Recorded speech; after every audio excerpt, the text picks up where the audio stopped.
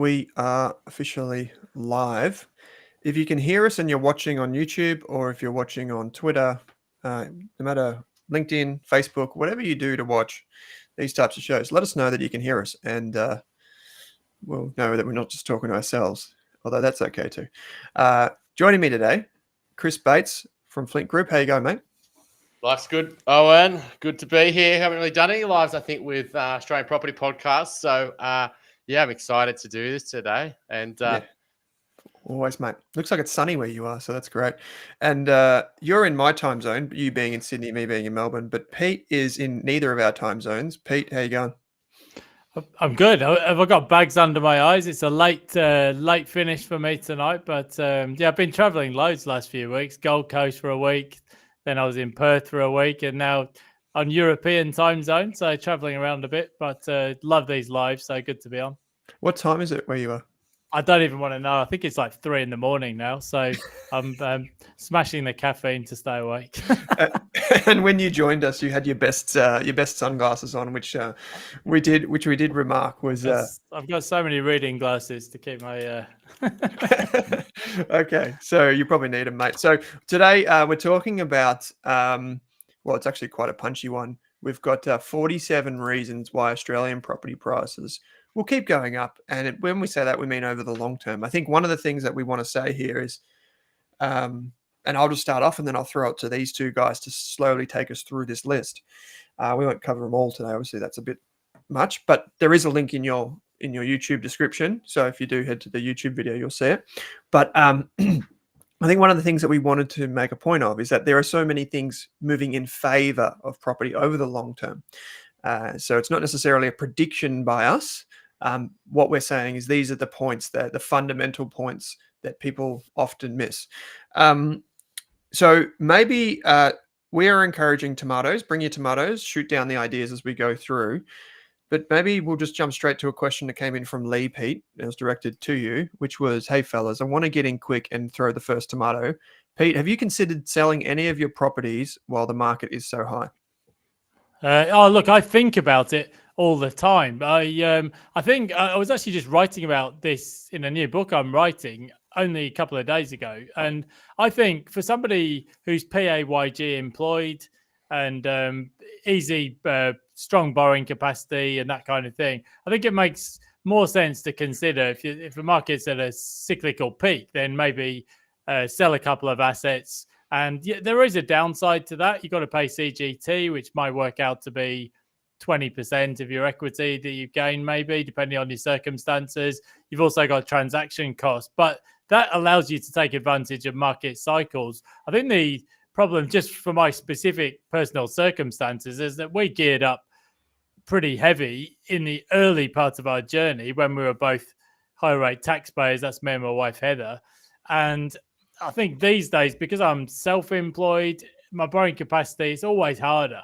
Like you can still do it and you can still keep moving forward, but my borrowing capacity is up and down depending on whether I have a good tax year or a bad tax year. So long story short, I haven't. And there's one other wrinkle to that, and that is, as I've written in some books variously before, my wife came from a farming background and her dad told her you buy land and you never sell it. So she's always said to me, you can put those ideas on ice about taking some equity off the table and going to Bali. And we're just holding. But I do acknowledge there's certain parts of the market where there'll be some good opportunities to sell over the next year or two because there's some frenzy in some parts of the country. Yeah. I might just click on something you said there. So you just brought out this new book, The Buy Right Approach to Property Investing. Link is in the YouTube video, YouTube description. Just scroll down and click the description. The link is there. I'll paste it in the chat. Actually, this is an extra FYI for folks. Did you say so this is already, people can add this to their cart right now, right? It comes out later this month. Did you say you're writing another book? Yeah, it's the follow up to that one actually. So it's a 2-part. There's a second book to follow, but so this is, I've actually co-authored it with Kate Bakos, who was the president of the Real Estate Buyers Agency Association for a number of years, and she's probably, I think Chris would probably say, she's probably the top buyers agent in Australia, if not one of them. It's really we realised that we'd got a combined half century of experience between us, worryingly. And we thought, well, we must have learned something useful that we can put into a book there. So I think where we've tried to make that book a bit different, it's very much based on real world case studies, examples. It's not just theory. And Kate has been right there at the coalface over the past dozen years, 15 years, however long it is. And yeah, you can pick that one up at the airport stores or Dimmicks or Amazon or wherever you buy your books over the next week or two. Cool. Do it, folks. Do it. If you listen to Pete and Chris on Sunday morning, the 2 cent segment on the Australian Property Podcast, you'll love the book. We can just see that Kamal has just joined us from Facebook, but Trent, you're watching from Sydney CBD today. So we're kind of all over the shop, all over the world, if you will. So another thing, well, the thing which we want to talk about is this list is in your YouTube description. So if you just scroll down below the video, you can click a link and it goes to this PDF, right? So this is the list that Chris and Pete have been thinking about for a few weeks now. It's a full list of reasons why that are in favor, in effect, of property here in Australia. So, Chris, where did you want to start, mate? Is there any one of these that you want to jump off with? Look, I think the list sort of came. I probably shouldn't have been doing it, but it was a Saturday, had the kids, and I was just somehow I thought, oh, you know what? I was just thinking about all the things, like just random things that were supporting prices, and I just kept on adding to the list. And Pete threw some in there as well, and then I emailed it through to you. And I think the idea for Pete and I, we're going to start to drip feed these out in like mini sort of snippet sort of episodes alongside our 2 cents, and back it up with some data and things like that. But ultimately, what I was, putting my brain in the longer term and just saying some structural things that, are very pro property prices. And also we can look at the counter cyclical part of that and say, look, could these flip? Is this a system structural thing that's likely to change? And if it is, how likely is that? And so it was just really a brain dump. They're not actually organized in the right order or, grouping them together, and some may be, skirting on the same thing. But I'm happy to start wherever you want to kick us off, Owen. But that's where the list came from. And then Pete and I will start to expand on it and make it a bit more interesting, where we can back it up with the actual data rather than just what we think. Well, when we were talking last year at the events, when we were doing them in person, everyone was obviously very worried about property prices, right? Everyone was reading in the AFR or in the favorite news that interest rates have gone up whatever number of times. Therefore, property prices will fall. But what's interesting is there are 47 reasons on this, not just the one thing, which is what everyone focuses on, which is interest rates. So I think that's where it's really interesting, is anyone watching this is thinking, yes, it's very easy to go one for one, like interest rates go up, therefore people can't pay mortgage, so prices fall. But it's clearly not that simple. One of the things that's equally really topical right now is population growth, and that's number one on the list. Obviously, long-term population growth. You guys talked about this last week on the property podcast. Melbourne, I think, Pete, you might know the number, is already, in terms of the number of people, is already bigger than Sydney, depending how you define it, and by the end of the decade will be bigger again. Well, yeah, so Melbourne's about 5.5 million. That's Greater Melbourne. I think some of this stuff's a bit arbitrary, to be honest, because if you think about Greater Sydney, like I remember we used to go for boys' weekends up at Terrigal or Ettalong Beach. Welcome to the Central Coast. And it's like, but technically that's Greater Sydney. So I think a bit of this it depends where you draw the boundaries. But over the long run, Melbourne's going to be the biggest population in the country. And of course, there's more to property price growth than just the number of people. But Melbourne can spread a little bit more. There's fewer geographical boundaries compared to, say, Sydney, which has water around it and national parks and the mountains to the west. So I think about 5.5 million for Melbourne and Sydney as we stand here today. And if you look over the long run, well, you're adding around 100,000 per annum, a bit less in Sydney probably. But if you look at the Intergenerational report, Australia's population, it's about 27.25 million today, probably going to 40. And yeah, I mean, if you only need to add 100,000 per annum to Melbourne, and maybe a bit less for Sydney, and it's not too long before you're starting to look at very big cities, 8-9 million, and that's a whole different ballpark in terms of housing demand and housing affordability. And I think that sort of like links into a lot of other points, right? Why are people moving here? Well, the livability, in our global comparison here, how we compare to other countries around the world, quality of our universities. One of the other issues, when people do move here, we haven't got like a US where there's lots of million people cities, right? We've got, and it's hard to build new cities, right? Like look at Canberra, right? As an example. So, and we're very like we hug our coastline. It's all about rather than living in Alice Springs, etc. So, we expand our city and we go further north and further. But then you've got geographical issues because we're on a coast, we lose half our land, and you've got national parks and waterways and etc. So, that's a part of that overall story is people are moving here, but they're not spreading out around the country. They're going into our cities, and we are becoming more and more of a knowledge economy rather than a manufacturing economy, which is very much towards those cities where you're going to an office and that return to work thing. I think COVID's been a really good example of there is that need to have some type of hybrid systems for companies. All at working at home, it works for some industries, for some jobs, but to grow a business, there's some element of hybrid and in the office that I think that people want, right? And so, I think that's some other points on top of that population growth that all interlink. Yeah, well, even something here like living longer, which is one of the points in the doc, is a huge thing too, right? Like we're hearing people living longer, better healthcare system. These are things where people need to live somewhere because of aged care, which was something that we're just talking about off air. Like there is a lot of capacity constraints. I would just add that in, I guess. Yeah, that's a huge point. I would say, like, obviously, if it's not just if one partner passed away, right? I think when I was back in the financial advice world, I was at a presentation, and if a couple gets to 65, right? Then I think there was a 50% chance that one of those parties were going to live past 92, right? So yeah, one might die 80 or 7, but then the other one's got a 50% chance to get into their 90s, and when they get to if they don't downsize in that downsize window where they're feeling a bit more confidence, they're fit and they're healthy, and they get through to maybe their mid to late 70s, right? Then they want to stay in their home. They've lived there forever. They don't want to go into aged care. There's an aged care Royal Commission just recently. The families want to keep them in the property because that's their inheritance, and they know that's a great asset.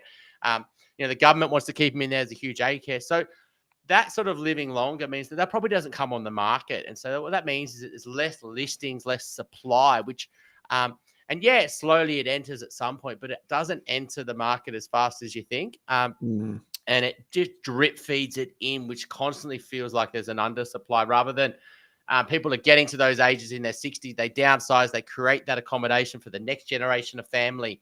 And even that's a point in itself. Like, Australia, we like to live alone. We don't have that multi-generational, I'm going to live with my grandparents. Some communities and some cultures do, and that's amazing. And, but, typically that's not the case, right? Mum and dad have their own property and we've got our property. Unless they need to move into our property, we won't move them in. Whereas a lot of countries around the world, everyone does group together. I do think that's one of the things our property market's going to head in.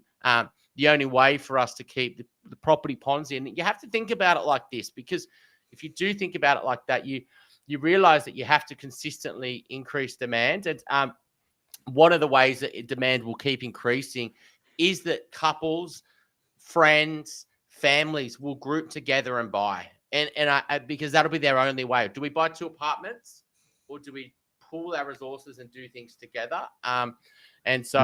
Which a lot of countries around the world do. Yeah. Pete, before you maybe fall asleep over there in Europe, like Hayden said, this lack of building property development doesn't stack up. And there's a lot of good questions coming through, guys, whether you're on Facebook or wherever you are, YouTube, please send them through. Trent, I know you do a lot of coaching, Pete. Obviously, you coach a lot of clients. You've also got the buyer's agency as well. But Trent's asked a question, are there any positively geared markets available in Australia? Any places that do exhibit these, and if someone should be watching for them? Positive gearing, if you're borrowing, Chris will tell you what the best mortgage rates are out there at the moment. And if you're borrowing interest only, I don't know, you might be paying about 6%. So yes, there are properties out there where you could get a higher yield than that. But by the time you take off the holding costs, I think it's going to be a struggle. I think sometimes the cash flow outcome is largely a function of how much deposit you put down as well. I mean, if you can make almost any property positively geared if you put down a big enough deposit. So I think it's possible. I think quite often you see the higher yielding properties are in more niche property types. So commercial property, Airbnb, in the UK, HMOs, which is houses of multiple occupancy. So what Chris was talking about there, where people are renting either share houses or by the room. But yeah, you can force it. And sometimes with dual occupancy as well. But just general capital city markets, well, most likely looking at negatively geared properties. And to Hayden's point, yeah, it's really tough. Construction costs have gone up a lot. And there's not much supply being sort of coming onto the market, and that's going to push up prices. I think, yeah, just zooming out, we touched on a whole load of points already, but I think when you talk about property prices going up, well, you've got the size of the population and the wealth of the nation. And I think as people get wealthier in Australia, they circle or feed that money back into the housing market. Shane Oliver did a graph from AMP of market return since I think 1926, remarkably similar. If you look at total returns from the stock market, they were like 11.3%, and property markets maybe 11.1 or something like that. The returns very much tend to dovetail over time, and as people get wealthier, and a whole load of these points feed back into this, no inheritance tax in Australia, high population growth, well, that wealth tends to find its way back into land prices. And I think Robert Schiller has done research in the US to show, well, over the long run, a lot of this depends on where you cherry pick your start and finish dates, but property prices in the US had only just outperformed inflation to 2010 or so. I think it might be a bit stronger now. But I think the thing is, you've got to look at the markets where there's a constrained supply. And look, don't take any of our word for this. Do your own research. And I've done some recently. I was looking at some land prices on the northern beaches going back over more than 100 years. And by my calcs, 11.5% per annum increase, nominal. So yes, there's inflation to account for and so on. But the returns have been going on for decade after decade after decade. And this isn't a judgment call. This is just the reality. And you're betting against a very big long-term sweeping trend there. And just my final point, just what Hayden was talking about there, construction costs. I think if you look at the cost of construction, going back to, say, let's say 1960s, you got 65 years or so of data there, or a bit longer with the ABS. The construction costs are up and up and up, way faster than inflation. In economics, you'd often say, shouldn't stuff get cheaper? TVs and electronics and things like that, maybe clothing. But with housing, our expectations go up, just what Chris was talking about before. People expect a better product. We want 7-star green ratings, better infrastructure, better safety, better air conditioning. And the other thing, the final point, is that the feeding into that is wages. I saw in the Fin review the other day that the pushing 26 structure projects. That's one of the reasons why property prices are up. It's not just the cost of materials, it's the I think we might have lost our good friend. It's such a good point that the internet cut him off. I mean, what do you say? Well, Pete's frozen and he's frozen in a good base, so that's a good luck for him in a life. But ultimately, what he said there around living wealth, right? So if you look at title deeds in, Domain do it, AFR do it, right? When obviously people do really well financially, you'll see that they'll upgrade their home, but that trickles down all the way down the income towards quintiles, right? If someone has the ability, some cultures definitely go down the minimal. I don't want to buy a better lifestyle, but typically when someone jumps up the income curve, and they start doing well and they feel secure financially, they usually put that money back into property. Or they, for example, start a business, they sell their business. What do they do with a lot of the profits of that? They end up putting it back into property. And so it has this sort of, that as our living standards increase, we're not worried about shelter. We go and do things that are going to give us a better lifestyle. And I would say that's a huge supporter of prices, is that what money is made in other investing and income growth is then flowed back into property. Any other ones you want to sort of go into here, Owen? Because we could talk all day. Well, I see that too with a lot of quite wealthy families, is they kind of find a home, like literally for their money, in property. As in, they have a lot of wealth and they're quite happy to have a lot of wealth in stocks and in businesses and in private equity or whatever they're investing in. But then a significant majority of their money is in property because they're comfortable with it, because they want to build that part of their wealth out, and they see it as something that is very, very long-term focused. The great man, Pete Wargent, is back. Welcome back, mate. I just want to, because we want to make this a bit engaged. It's the benefit of a live. But Jeremy with a G said some interesting things here. So not to debate it, right? Obviously, so when population's meant to hit 9, it's starting to cool off. Well, yeah, absolutely. In countries that have got poor demographics, that's a real concern. And you can see that that's a negative for their property markets. Not new people are moving there. The demographics are poor. But, what happens if there was 9 billion? Well, it doesn't mean Australia's population grows. We'd have like 30, 40 million then, right? Like, doesn't mean people aren't going to keep moving to Australia, and we're going to keep, because the world population's peaking, doesn't mean Australia. And I think, are we more desirable than a global world? Well, currently we are, but I mean, that's the Australian challenge to stay desirable. Not just we can't rely on our weather, but it's the Australian challenge to keep our economy and a safe place to live. And maybe climate change does make us a place that we don't want to live, but right now you'd have to bet on us as a global comparison is really attractive. Hence why we're trying to turn away international students, rather than saying, hey, come and study here, let alone. And we already have got a multicultural society, right? So we're not like, people and their families, and it's very aspirational, big parts of the world to move here. So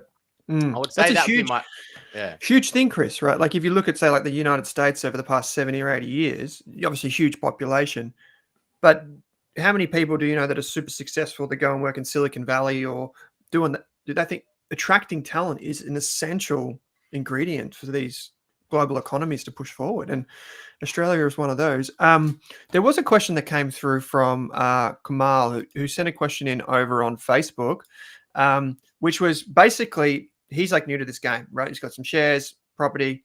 I'm going to generalize this question just to make it safe for all of us. But generally speaking, Pete, I know we did a live not that long ago. Do you think we covered this topic, do you think that the kind of buying multiple property strategy is still something that's viable in this environment? Like as in, people reinvesting profits and equity and that sort of a thing? It is. I think, Chris is probably your best person to answer this, because the constraining factor these days is likely to be your borrowing capacity. It's going to be capped at a multiple of your total income. So that might include your rental income, or at least a portion of it. But that's going to be the constraining factor. Pre-2007, you could just keep sort of parlaying your gains into the next property and the next one. But that's not necessarily as easy to do now. So it may well be for people starting out today, they need to find different ways to keep moving forward, whether that's through adding to your super or investing in shares as well, or paying down the debt. So it might not be quite as easy, but I think it's still viable because there's plenty of people still doing it. I think you got to think about this like a little bit bigger level and think ultimately, why do people want to build wealth, right? They know that they've got to build wealth because the living cost of living here is really high, and there's that motivation to, if we knew that we could live off a small amount per month, and we didn't have this desire to live in Australia, then there wouldn't be this need to build wealth, and that's only going to continue, right? Like there's less government support, there's less safety nets, the haves and have-nots, the issues with renting, and so there's a lot of reports that so the desire to build wealth, and if you look at people in school now and this rental crisis, and how can you actually go and build big portfolios? Absolutely, there's restrictions with that, with your borrowing capacity and things like that. But the way that our system's structured and the way that you can leverage in our banking system, etc., that supports because people haven't got a lot, they want to leverage, right? And so that desire to use property as an investment vehicle, because the way our banking system is such a big part of our overall economy, right? And so, and they don't want to disrupt that. And that's part of the too big to fail issue. When you start to see there's issues in the property market, because we're so overexposed to the residential property market, when there is times get tough, what do the government come do? They come and do policies to stimulate demand, and they come to save the system, because it's all the construction jobs. It's all the money they make in construction. The amount of money the government makes in building is ridiculous, and taxes. And so you've just got to understand that there's that market force. And then you've got the media over the top to encourage that. And so that's why I think the value of this conversation is, it's not so much around can you do this or should I do this right now. That's today thinking. What you really want to be doing is thinking long term, and think at the structural level, what drives prices and what will drive prices longer term. Yeah, there's a lot, which obviously we are covering. So what about someone like Calvin here, who's got a question on YouTube, who says, my apartment's value hasn't grown with inflation due to the area's building boom.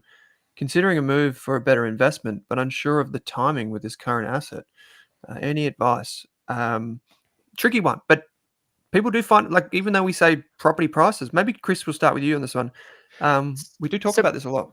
We're talking at a high level here, but we're not talking individual property level. Like, there's 11 million properties, right? Doesn't mean every property has the same strong fundamentals as other property. Every property grows at a different rate. So we're absolutely not saying that every property is going to shoot the light out. And so what, Calvin's mentioning there is that if you buy in an area where there isn't a cap on supply, and they can keep building apartments for fun, and your apartment's not that great compared to what they're building, you constantly get pushed to the bottom, right? And so what you absolutely need to do is overlay these fundamentals, understand the thing, and then you need to apply. That's kind of the science, I guess, behind it. And then there's an art to buying property, right? There's a pickiness that going, okay, I'm not going to buy that high density apartment, but I will buy a low density apartment in a quiet back street where they're not building more apartments, and where that apartment suits families because it's got a little courtyard, and it's got a garden apartment, and it's in a quiet street, and it's a bit bigger. Whereas the high density doesn't suit families, and they can keep building them for fun. So you absolutely need to understand that, you can't just get a property and that just getting on the ladder is good enough. That's kind of just probably doing the lazy approach, I would say. You have to get deeper, and then you have to then to apply it and go, well, how can I, given my resources, how can I make the best decision for me? And not focus on just getting an asset, because the market won't save you. And you can't go back, because you're going to get one shot at it. Like, every single property leads into that next decision. And so absolutely, Carmen, a poor property will stay a poor property because the fundamentals aren't there. So if this is a high density apartment where they're building more, okay, you may get an underbuilding period, which will push prices up, i.e. which is happening a bit at the moment with high density. But as soon as prices go up, what do builders do? They'll build, and you'll get more supply, because structurally zoning allows it. So that would be my point here, Calvin, is that if you can get out and get into a better asset, you might want to make that bet. Yeah, property is a long-term asset, right? And there's a lot of time to compound. If only there was a book. The buy right approach to property investing, says Mr. Pete Wargent. I'm happy to talk about Pete's book, Loud and Proud, because it was one of Pete's earliest books that actually really helped to change my life and the way I invest and the way I think about money. So this is his 7th book with Kate, this one. And if you haven't already ordered your copy, check it out. I've got a question for you, which came through from Dan on Twitter, Pete. And this one was, I'm going to put up on the screen, is the US has traditionally led the downturn in property, but running huge fiscal deficit. Why is that different? It goes on to say, the government running surpluses will lead to recession. Can property shrug that off? Any general comments? Big picture? I mean, look, Australia is kind of somewhat different in that we don't necessarily need to run big deficits. The US, it's been kind of crazy. They're treating the money supply as a bit of a joke at the moment. So, Australia's got some things going for it. Enormous mineral wealth, very high exports. We shouldn't really, by rights, be running deficits. We don't need to get political today There's a lot of waste in Australia. You just need to look at the blowouts on some of the schemes like NDIS and others. They start out as a good idea, and then there's overruns and there's a lot of wastage. We're running a surplus at the moment, but if you look out over the years ahead, actually it's just a sea of red ink. So spending in Australia anyway is very high structurally. It's just being masked at the moment because we've had very high commodity prices, and we have had unemployment at multi-decade lows in the 3% range, 3 to 4%. So, but if you go out to next year and the year beyond, we're going to be back in deficit. So it doesn't look like a surplus is going to be on the cards for Australia. Certainly not in the sense of pulling too much money out of the economy. I mean, it's an interesting question though. We don't really seem to do recessions that much in Australia. Certainly since the early 90s. You know, we've had a couple of periods with lockdowns and things like that, but this is going back to the original sort of OP, if you like. One of the sort of things that really works in Australia's favour is open economic model. We've got our own currency, we've got control of our own interest rates. Most people are variable rate borrowers, which is a tremendous strength for monetary policy. If you compare it versus the US, where most people are on 30-year fixed rate mortgages, it's a much better system here. Massive mineral wealth and high population growth. So, yeah, we could have a slowdown, and a per capita recession, but generally, certainly over the past few decades, Australia just keeps powering on. I mean, a recession is a good thing in this market, right? That's ultimately what they're trying to achieve, you know, get inflation under control. If the recession happens, what will happen is cuts in interest rates. Interest rates will increase borrowing capacity. Where will that get factored into? It'll get factored into prices, you know, and so a recession is actually a good thing. Yeah, people will lose their jobs absolutely through that, but that's market forces doing their job, right? And that will hit certain suburbs and certain parts of the market harder than others. You can see the debt stress, and there's all the data out here. And you can see where we'll get hit, not just with unemployment, but where that could create issues with supply and demand, where listings and people selling property, but that won't be across the whole market. And so what you then need to do is go micro markets. Okay, if this happened at a macro level, how would that affect my micro market where I've got a property? Because the thing with property, you buy property, you don't buy the market return, right? So because it just doesn't exist, right? You might buy an ETF of the market, but you don't. So I think that to me wouldn't be a concern. If anything, that actually supports property prices, I would say, because what you would do is you'd see people would do less transactions, less listings, and then you'd also see the counter-cyclical of that is you'd see some increases in interest rates, decreases in interest rates and borrowing capacity.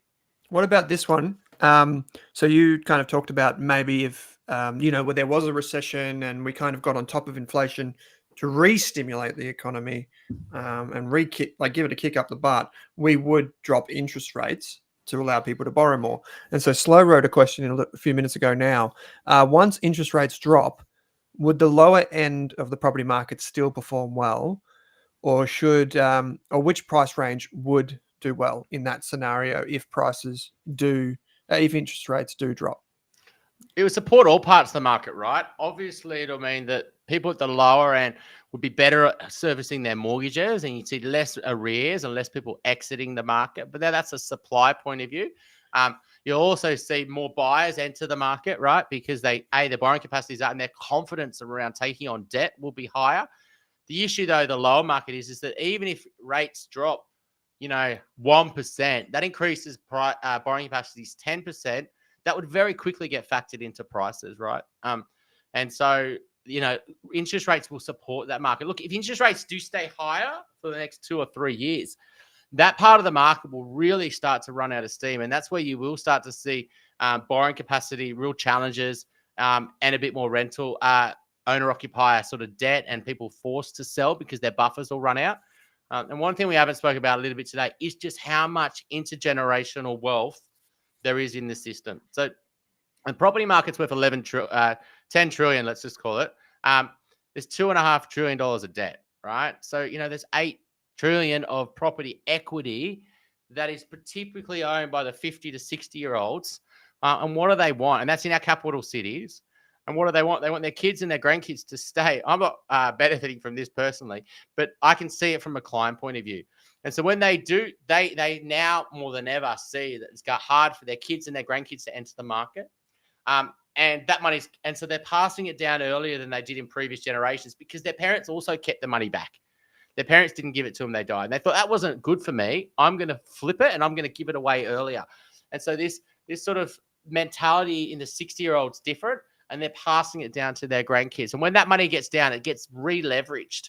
So if someone sells $1 million of equity and they give it to 3 kids, each kid's got 300,000, that kid then goes to the bank and then borrows another 80% on that, if not more.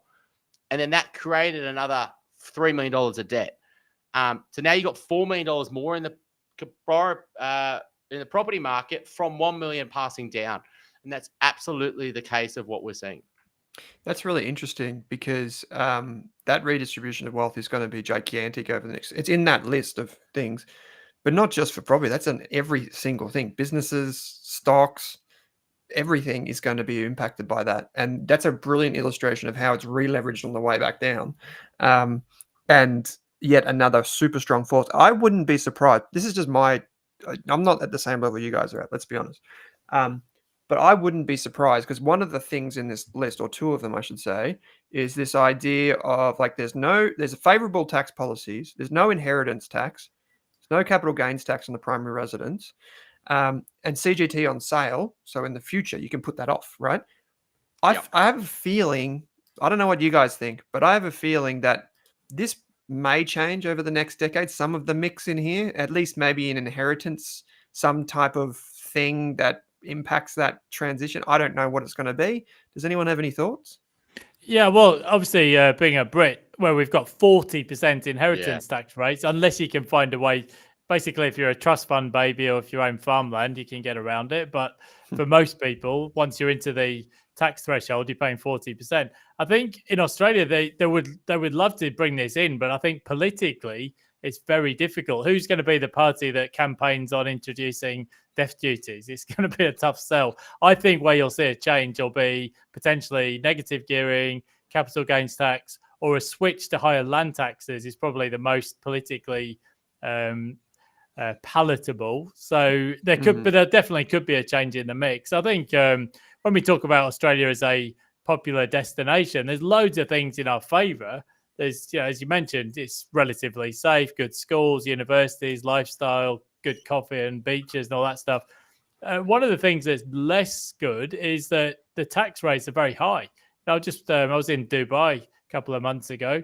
No tax to worry about there. Or if you go to Kuala Lumpur or Singapore, you might be paying 10%. Well, in Australia, the top rate, we're paying, what is it, 47.5%. It's so we do pay a lot of tax in some parts of the economy, but inheritance tax we don't. Yeah. And I think that's that exchange, right? I pay more tax in Australia, but I get the lifestyle for it. And so you've got to be really careful with, changing the desirability around taxes too much because you change what's been pushing our economy up. I mean, are there going to be tax changes? Absolutely. We've seen this in recent years, particularly in Victoria around land tax and what Pete's saying there on second homes and investors. So what's that doing is creating an anti-investor market, and it's forcing people with second homes to sell them, right? So that's great. Where Mornington, I know you want to move to Owen. That's great news for you because you want to be an owner-occupier in Mornington, and it's making that market more an owner-occupier market. But what it's also doing is creating anti-investors. So what it's going to do is create a rental crisis in the future because you're going to create less rental properties. And a rental crisis is one of the biggest things in Australia that supports property prices, right? If it was easy to rent for 30, 40 years and we could get a lease, there was heaps of options, would you want to buy property? Well, you probably wouldn't. You wouldn't go into a lot of debt because you go, I'm much better off just paying rent versus owning. So our instability and our lack of long-term leases and insecurity there, particularly when you get to a family stage, is too much to deal with for families. And so they go into a big mortgage. And this rental crisis is kind of lifting the veil on that a little bit. People probably thought, I could just rent. Actually, you know what? I can't rent. I've got 30 people. I'm going to move out of my place in a month. That rental crisis is what's supporting prices right now. So if they go on, the obvious one is target investors, change negative gearing, change capital gains tax. What that will do is you change the incentive, you'll change the way that people manage money. people will just go, well, if I can't do that, I'll do this. And this is what's happening at the moment with superannuation. You're putting a cap on superannuation of 3 mil. What are people going to do with balances over 3 million? They're not going to just give that money away. They're going to go and reallocate it. They're going to set up companies. They're going to invest in property. They're going to do other things. And ultimately, if you reduce the ability to make money on investing, what people will do is go, well, I'll make more money on my home, and you'll create an owner-occupier boom because that's tax-free growth.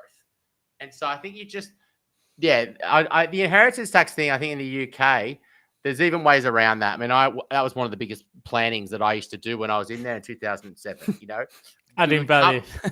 We would say, look, when you do die, if you die and you've got more than £650,000, it was back then, I think it's much higher than that now, you'll give 40% to the government. So why don't we start making plans now? And if you gave it giving more than 7 years away, you'd get away. So that's what would happen. Even if they introduce that, what you'd actually do is just create massive intergenerational wealth coming down faster. Yeah. Well, interestingly, that's kind of what's happening now in Australia, but not because of death duties, but because people are looking at their kids struggling to get onto the housing ladder. And we're seeing this as buyer's agents. We're getting parents come to us and go, look, the rental market's a clusterfuck. I just want to help my kids onto the ladder. And rather than give them an inheritance in 5, 10, 20 years, I'm just going to help them on to the ladder today. And we've seen no end of that. They used to call it the bank of mum and dad. Now it's mum and dad and grandparents sometimes. And that's largely been driven by the rental crisis. I saw Simon Kustenmacher from the Demographics Group present a week or two ago. And the intergenerational wealth transfer, this is not a 1 year event or a one-time event. This is it's not going to peak until around 2 decades time, 2043. If you look at the population pyramid of Australia, we've got kind of 2 parts where the snooker ball's going through the sock. There's the baby boomers, and then we've got a much bigger base of the pyramid than most other countries. So the demographics is fascinating. I know Chris is really interested in it. It's a massive issue for countries like South Korea, Japan, China, where they've got aging and falling populations potentially. So a lot of countries like Australia, New Zealand, UK, to some degree, US, Canada, they're really pumping up that 20 to 30 age bracket because they just want to head off that dependency issue. Well, maybe the AI bots that Elon Musk is making will need a place to live in a few decades' time. Now, there was a few questions that have come through, speaking of intergenerational wealth, from Jeremy again. Great question earlier on, mate. You did say over on YouTube, that, is helping your kids something that younger people should be preparing for? So people that are earlier in their journey, and we're talking about people in their 30s, 40s, 50s, should they be planning now ahead of time to help their children in the future? Oh, it's absolutely changing now. We've already seen a huge shift in the people who have got capacity, who potentially were in a strong position financially. Well, they weren't potentially, they were. There was always the people leveraging up, trying to build wealth, right? But then there was the people who were probably sitting pretty, who had kids. They thought, look, I've got enough. I'm going to probably be okay. They're going, I actually need to build more wealth because I need to help my kids. And so we're seeing this with this wave of people that are actually really focused on building more family wealth because they're going to have to give down more to the next generation. Is it a good idea to be building family wealth for your kids in the future? Look, I think there's 2 sides to this, to be honest. One thing, you can give kids a lot of free kicks in life, right? And they don't build resilience and they don't have that. I don't know if that does them any 2 favors. Do they need a few head starts in a country like Australia and, and make their life a little bit more enjoyable? Yeah, I'd say they do, right? So there's a fine balance personally. That would be my personal belief. But I do think that desire to build wealth for your next generation has kicked up a notch in the last few years, where the people who thought, oh, maybe I don't need to invest, now they're like, actually, no, I do need to invest and I want to build some more wealth for my kids in particular. Yeah, I see. We had kids about 9 years ago, and I actually went through this thought process, and I was like, well, I've read all this stuff about what you're not supposed to teach your kids, and then I thought, well, but what are you actually supposed to teach your kids? Little plug for you. Book I wrote a few years back, Wealth Ways for the Young. Well, and look, can you hold that up in front of the right in front of the camera there? Wealth Ways for the Young. Got it.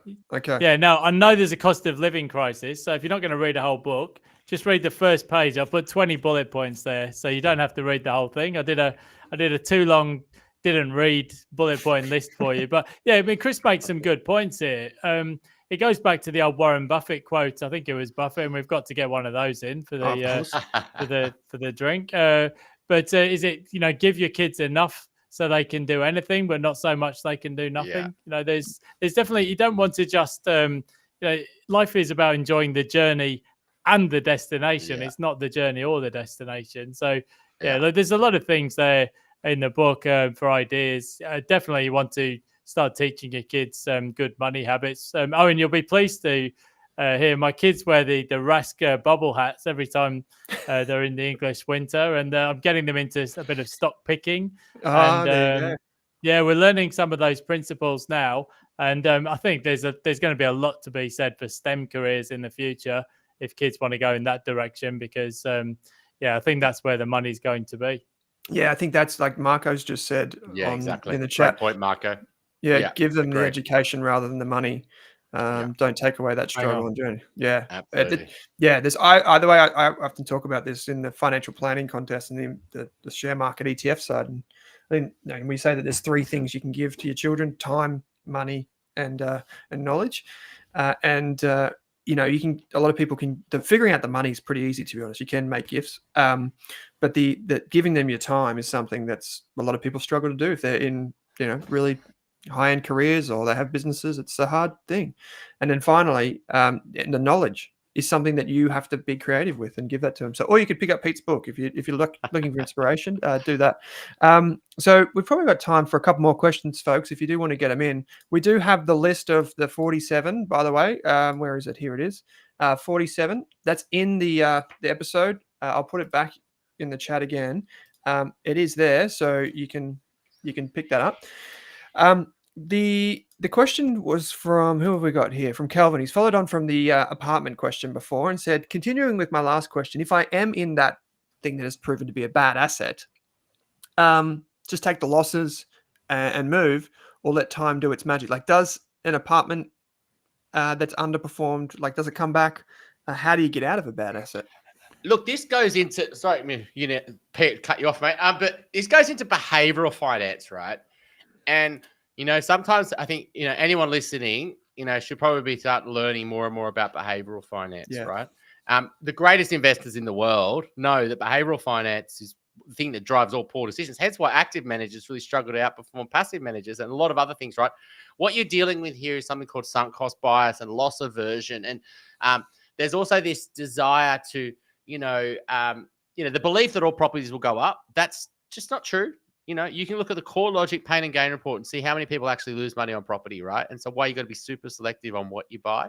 But ultimately, if that does go up in value, the things that will support prices rising on that property will probably support the rises of other properties. And so there's an opportunity cost that you wait here, but then you end up entering the market 3 years later. And what do you buy then? And does that go up more than what you ended up owning? Sometimes there's a need to not be out. You cannot sell because A, you got a loss, or B, that it would wipe you out and then you have nowhere to live or something like that. So sometimes you have to hold on.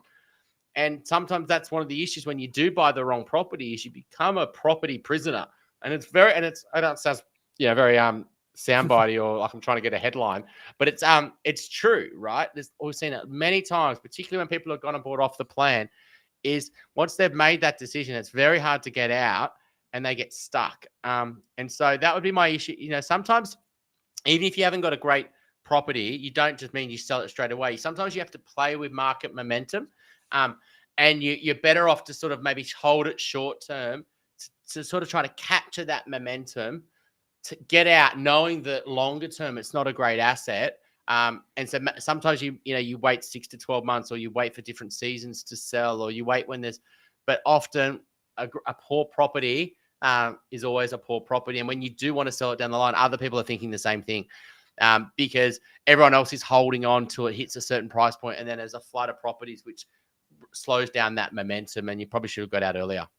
There's a couple of questions that have come through. Surya asked a similar question about saving up to buy a property. And we talk a lot about in the Australian Property Podcast, talk a lot about land value and the understanding what you're buying in the property or the land. So that's something that we have covered quite a few times over there. But I think Chris's comments there kind of reflect what we were just talking about and not ending up in that situation, Surya. But there was a good question that came through from Kamal earlier on, which is there any fundamentals to check before buying land? And that ties into another comment that came through earlier on, and now I can't find it. But when someone is looking to buy land, maybe Pete, your buyer's agent, what are some of the things that they should be considering? Yeah, so it's very easy to look up nearby development approvals to see what has been approved. I would say it's harder then to think ahead to 5, 10, 20 years down the track. You can do some research into in Globo land holdings and things like that, where developers are land banking. But I'd say a lot of this is actually probably visual. You know, if you're in an area where, I don't know, if you're buying land in Leichhardt or somewhere, you don't have to be a genius to work out, well, there's no other land, you know. So, but if you're buying on the city fringe, it's almost guaranteed that there's going to be further land release. Oh, and I remember when we drove out with Kate to Wangaratta, before you get to the solar farms there, and there's houses right out on the city fringe of Melbourne. Well, if we were to come back and do that same journey in 10, 20 years' time, I dare say the city boundary would have moved further and there'll be further land release. So I think there is some research you can do in terms of development, land banking, and also particularly nearby development approvals. But I think some of it you have to use a bit of common sense, really, and almost a visual approach to see what could be built in the future. So what you're looking for is scarcity, right, Chris? The best tool in a property investing toolkit is thanks to Google, right? Not Google search, but Google Maps and Google Street View. Like, they are absolutely the first things you should be looking at when you're considering a property. You know, that is amazing, right? To be able to get on there and to look at any suburb or any place around the country, right, and go, like, where are the main roads? Where is their industrial? Where are they likely to build more apartments? You know, what's the aspect? Is it on a hill? Is it not? Is there privacy issues? You know, absolutely with land, not all land's equal in a suburb, let alone a city or a country, right? And then there's like issues with certain blocks and you know, that are likely to get developed down the line. And so you've got to be super selective because the quality of your land is what drives your price the most.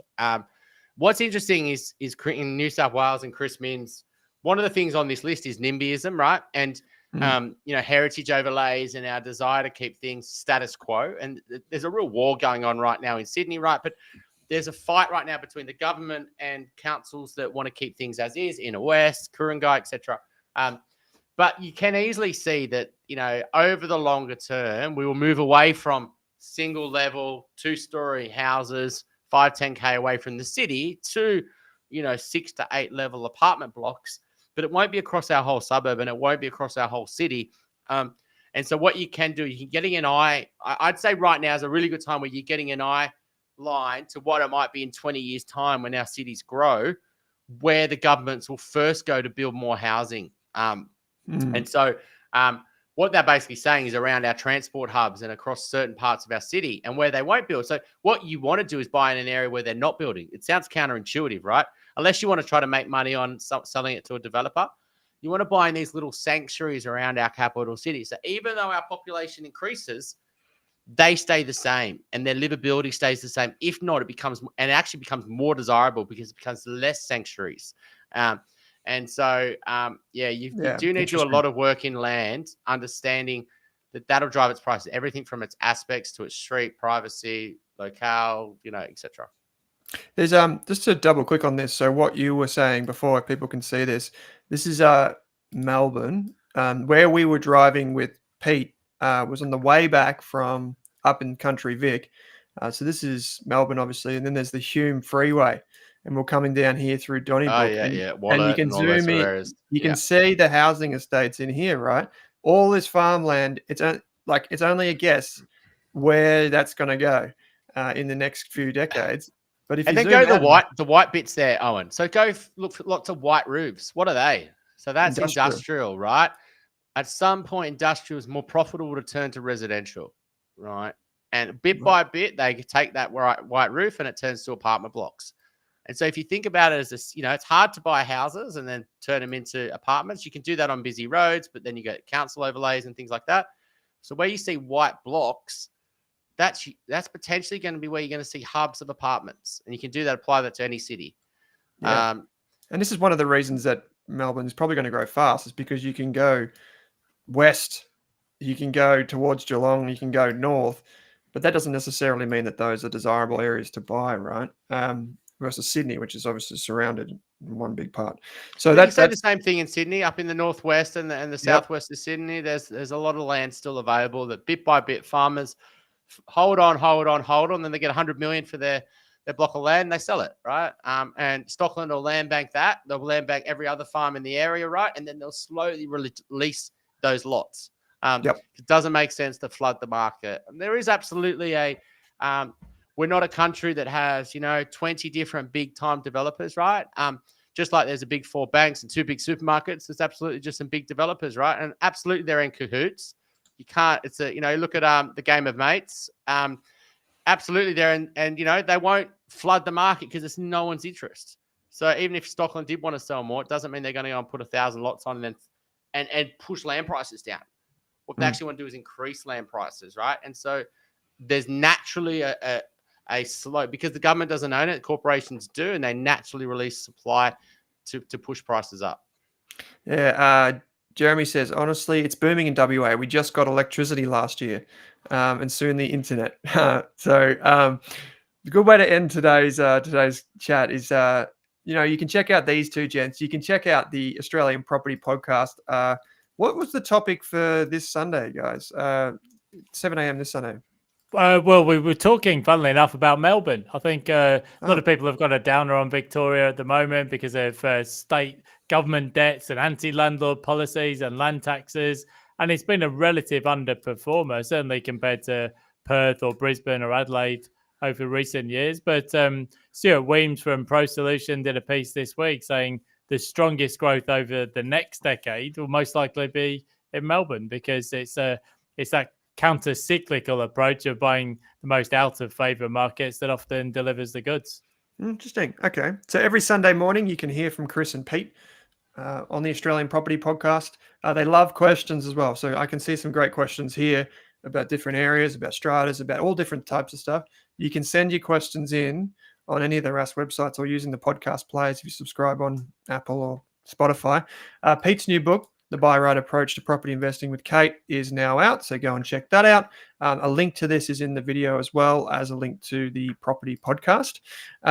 Chris, obviously, wonderful business at Flint Group. Chris was voted the #1 mortgage broker last year in Australia, so absolute delight to have you on the show, mate. And people can find the link to your mortgage broking in the description as well. Well, that's all we got time for today, guys. Thank you so much for doing this. This is our first Australian Property Podcast live. You guys are going to tackle all 47 of those topics over on the podcast channel itself. But absolute pleasure, gents. So, Chris, I know it's lunchtime for you, mate. Enjoy your lunch. Enjoy the sunshine. And Pete, mate, get some rest. We know it's about 4 a.m. there now. So really appreciate both your time, gents. Awesome. Thanks, Cheers. Owen. Thanks for the questions, guys, as well. We love them. Absolutely. Loved it, guys. So thank you, everyone who joined us live. Don't forget to subscribe. We do this a